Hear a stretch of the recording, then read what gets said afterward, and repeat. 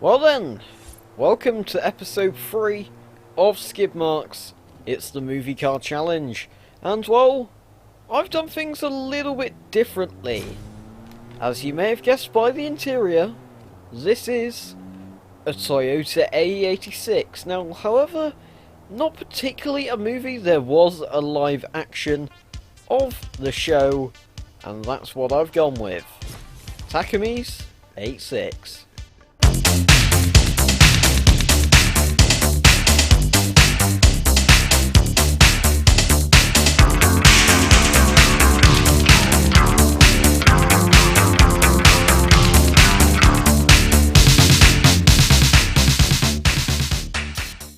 Now, if you're going to do a movie car, you may as well do it properly. So I've gone with a car from the best movie car chase of all time. The Ford Mustang from Bullitt. Not the exact same because I'm on a budget, but it's as good as you can get.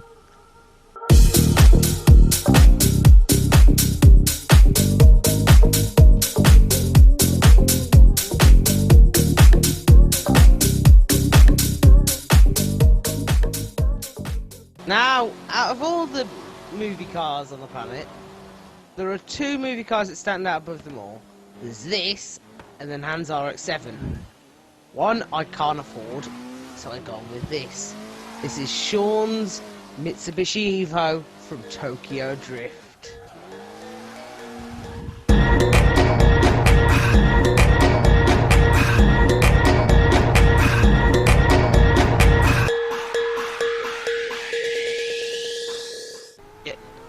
Well, there's no argument, my car's the best.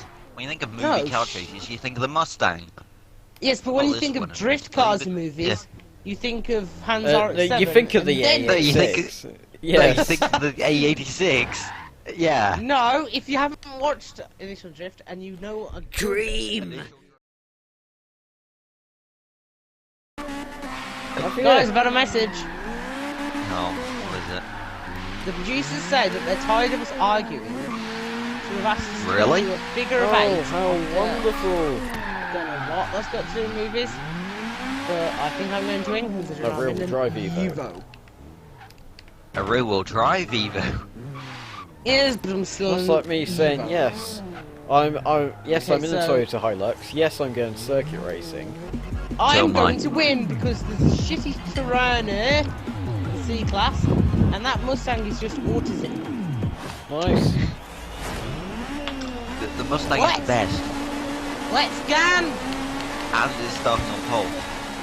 Right, we've got 3 laps of this quality And event. most horsepower. Oh, we've got a big jump! There's a jump. Big jump! Big For the my trees, wang a made Mustang me in. fly. My wang That's made not me what they're fly. supposed to do. Yes! Because you like pulling mentom. Because we have horsepower. Oh, we got another jump! Whoa! The No, jump! another jump. Tom, what are you Aerial attack! Aerial Get attack! off the front bumper! Spin it out! Spin it out! Spin it Jesus out! Christ! Into the orbit. I'm gonna mess up this jump, I can tell. No, Oh, I was shit, I was almost gonna to leave the you guys, barrel. I don't know where the track goes, so it's over here. Alright, So it's gonna be Pearl Harbor through the all building. over again. Oh, there's enough jump. Pearl Harbor, you know, because I'm Japanese, I'm gonna That was an kamikaze alright you. jump. Pretty perfect landing. Oh, 22 ran seconds extremely behind. wide. Tom's Curve right from there. GT. It's gonna be a throwdown into the final lap. Tom's gonna kamikaze me. 22 and I told you I'm Japanese. Oh, I've taken out a tree. Tom's hit a tree as You hit a well. tree. He's missed a checkpoint.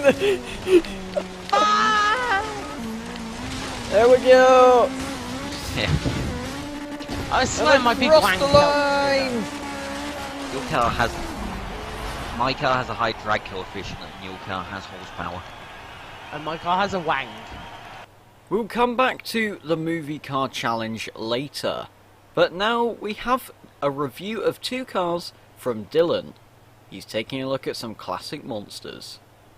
So, I've been told to review something. I've decided to review a car that I like very much, the Nissan Skyline GTSR. This is a car from the late 80s that, well, on the outside doesn't look like anything particularly special. The wheels are bland and boring, and the shape overall is pretty boxy. It has 4 seats too, doesn't look anything like a sports car. But underneath, it's a whole different story. At the front, there's a 2-litre inline 6 with a turbo, producing around 206 horsepower. This engine allowed it to destroy any other car in the Australian touring car races. So, we move on to the interior.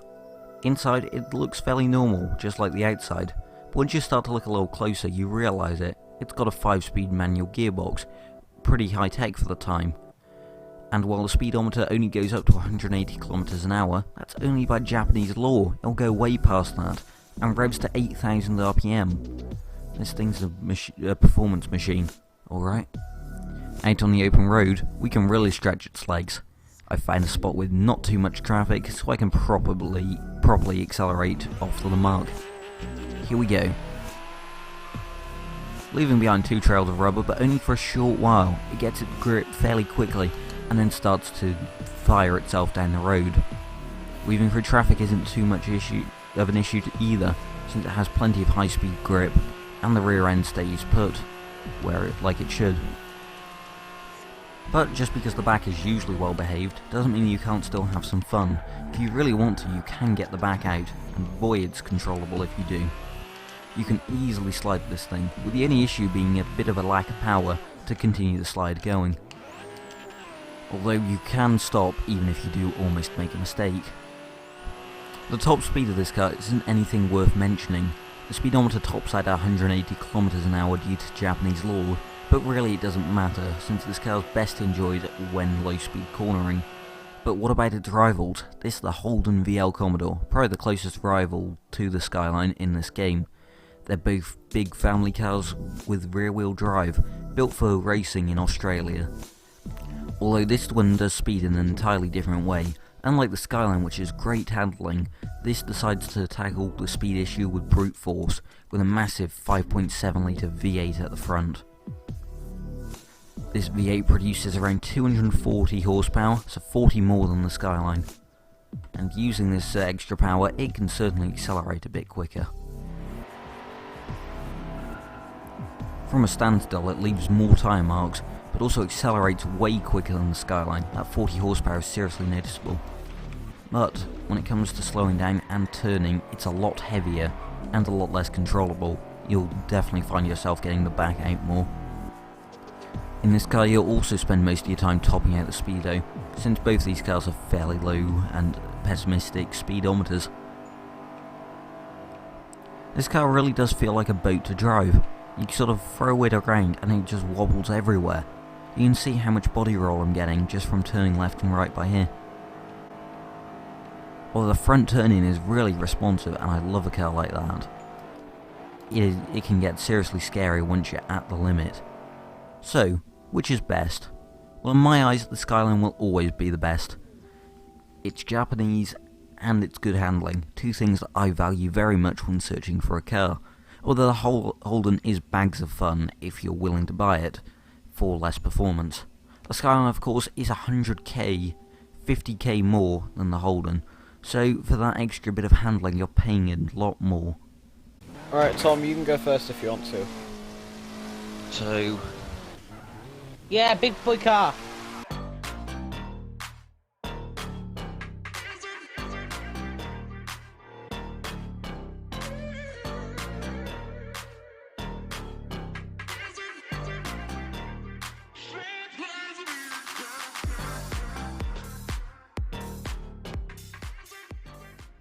And I just got 34,000. wait a second, I've just realised, what was the best car in Fast and Furious Tokyo Drift again? Oh wait, it was a Mustang.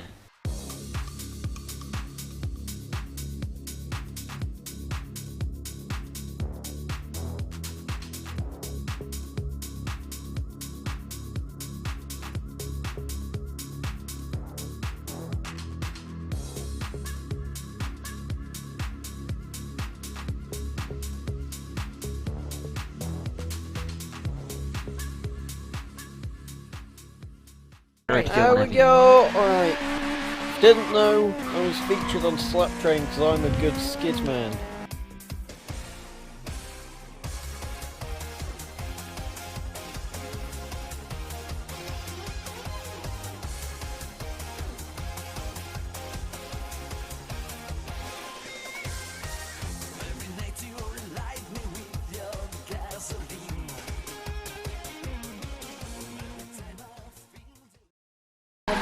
Skids across the thing, 40,262 points.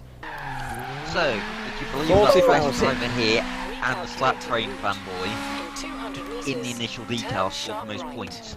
3, No. 2, 1, go! Lots of wheel spin. That's not good on dirt. Oh no. Oh, over the bumps here. This car's very bouncy. Don't fall off the road. That's close. That is close. Going around. Very nice turn there. Bit of a wall tap there. Bounce, turn in. Oh, the drift there. Looking great. Fabulous. And drifting better than A86. Good. Round the cones. Into the water. Brake. Turning carefully now. That wasn't too careful. And straight over to the jump of doom. Dun dun dun. Yeah, that's some things. Through the cones. Hold it straight, hold it straight, hold it straight. Across the line. Across the line. Right! Not counting Alright, the... not counting the the billboard, your time was 1 Okay. minute 20.73. Wheel spin! Power! Now, this car is designed for this, so it should be better than the It others, is. especially considering... Shut your mouth, you dirty, filthy bastard. Considering that Jake's in a toting box, and Dylan's in a pop rocket, I should definitely win.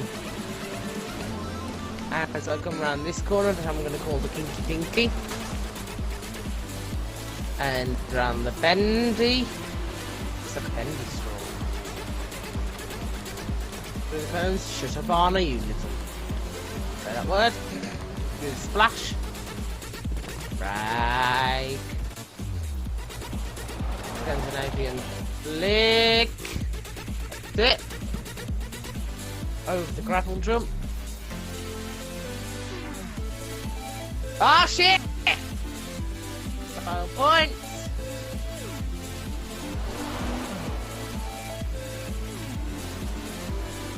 Over the gravel jump. Over the big boy jump. Will I make it? Of course I will. That jump.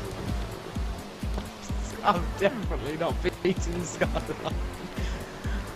And through here. And across the line. So Is that better you than get a you? 124. No, I said a 120. My turn! Well, at least I haven't come Yet. last yet. I'm Yeah. going to, Tom, you have to stay here the entire I'm going to watch from on here. Alright. Skyline, tell me when you're ready to record and drone. Yeah, whenever you're ready. I'm ready. Okay, go whenever you're ready. 3, 2, 1, go! Little bit too much wheel spin that I'd like. Off of the start, going into second gear, swinging the back tail out. I think it would be better if I was in third person for this, to be completely honest. Right, here we go. Cheeky little jump. Oh, we're in some boxes. That's bad. Losing quite a fair amount of speed there. Right, let's swing the background for this. Fairly nice, cheeky little jump. Swing in the background. An almost perfect start. Go around the kinky winky or whatever Tom called it. Now we're going around the curve. Holding a perfect drift almost. Mild slide. Doing a bit of fence tapping. That's a thing. That's going to lose me some speed. There's some water. Right, let's go. Around the thing. Slide the back out a little bit too wide. It's okay. Hit a few wood pallets. I'm going to ignore the jumps. I don't care about style points as they don't count. Here we go. No, okay, that's fairly hard to do. There we go, over the jump, down, right, across the final section. I don't know where I've got to go. There it is, 85 miles an hour, and across the line. We really need to nerf your car.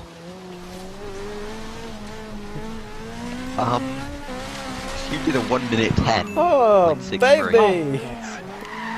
The lowest class here wins.